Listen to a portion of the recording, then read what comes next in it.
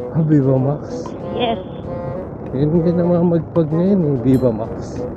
Yun na din yun eh. Saan daw yung balita ko ngayon, saan nagsushooting yung mga Viva Max. Mostly mga Viva Max talaga.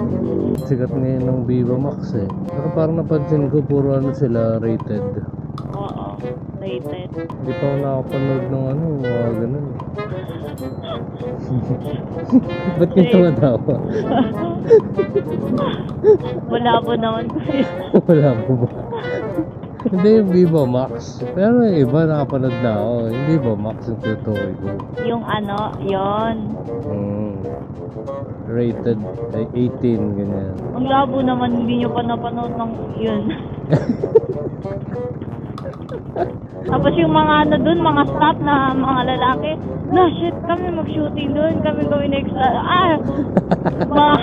Gago talaga kuya, yung day off nila no, yung shooting ngayon no. For example ngayon, shooting na ngayon no. No. Na, day off nila ngayon, pumasok. Putang ina, astig.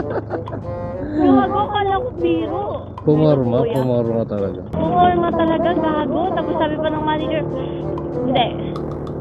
Kung sino man makukuha extra, mga waitress, hindi mga waiter. Nanyakis talaga.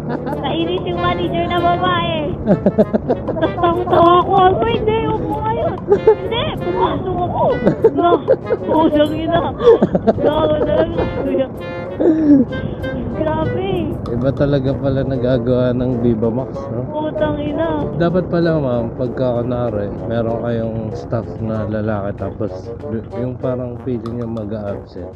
Sabihin nyo, uy may shooting ng ano, Viva Max. Tapos pagtingin nila ng mukha ng Viva Max, tang ina shit, sana nag-day off na lang ako. Tang ina mo. Nakita lang yung mukha, sexy lang yun, di ba? Okay lang sana kung sexy tas maganda na. Sexy lang, sana day off na lang ako. Tang ina, tawa-tawa talaga ako. Grabe, putang ina, gago.